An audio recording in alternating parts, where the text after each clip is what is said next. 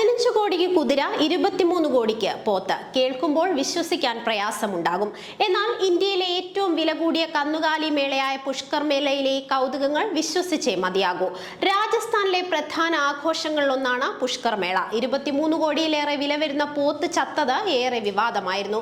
ഹരിയാനയിലെ സിർസ ജില്ലയിൽ നിന്നുള്ള 1500 കിലോഗ്രാം ഭാരമുള്ള അൽമോൻ എന്ന പോത്താണ് കഴിഞ്ഞ ദിവസം ചത്തത്.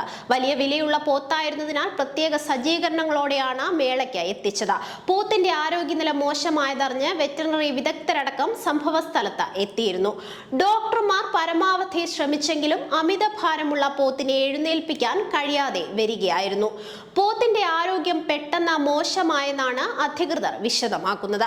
കോടികൾ വിലമതിക്കുന്ന മുറ ഇനത്തിൽ നിന്നുള്ള പോത്തുകളും 1 കോടി രൂപ വിലമതിക്കുന്ന ബൽവീർ എന്ന കാളയും മേളയുടെ പ്രധാന ആകർഷണമാണ്.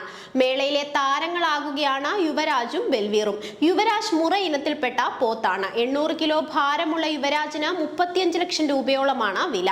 ബൽവീർ എന്ന കാളയും കാണികളെ അമ്പരിപ്പിക്കുന്നു. ദ്വിദ്വാനയിൽ നിന്നും വരുന്ന 800 കിലോ ഭാരമുള്ള ബൽവീറിന് 1 കോടി രൂപയാണ് വില.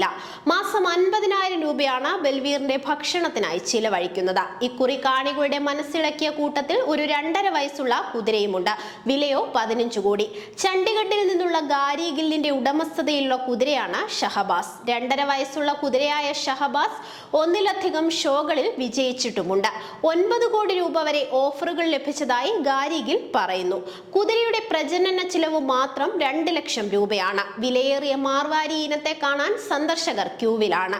25 ലക്ഷം രൂപ വില വരുന്ന ഉജ്ജയിനിൽ നിന്നുള്ള റാണ എന്ന എരുമ പുഷ്കർ മേളയിലെ ഒരു പുതിയ ആകർഷണമായി മാറിയിരിക്കുന്നു. ഏകദേശം 600 കിലോഗ്രാം ഭാരവും 8 അടി നീളവും 5.5 അടി ഉയരവുമുണ്ട് റാണയ്ക്ക്. 3.5 വർഷം പ്രായമുള്ള ഈ എരുമയ്ക്ക് പ്രതിദിനം 1500 രൂപ വരെ വില വരുന്ന ഭക്ഷണം ആവശ്യമാണ്.